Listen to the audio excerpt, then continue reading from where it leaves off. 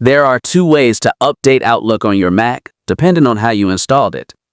If you download a Microsoft 365 from Microsoft's website, use the Microsoft AutoUpdate tool to keep Outlook and other Office apps, like Word, Excel, and PowerPoint, up to date.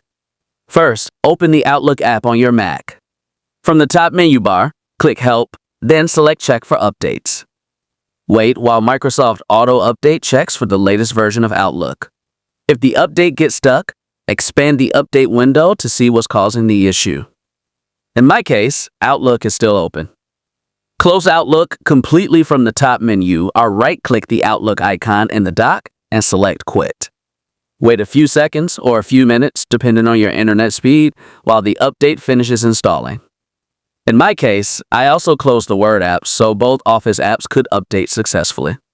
Once the update is complete, you can verify the latest installed version and update date for Outlook. For the second method, if you installed Outlook from the Mac App Store, open the App Store, search for Outlook, and install any available updates.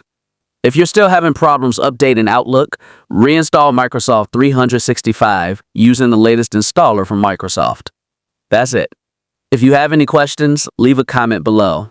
If you found this video helpful, please like, share, and subscribe for more updates.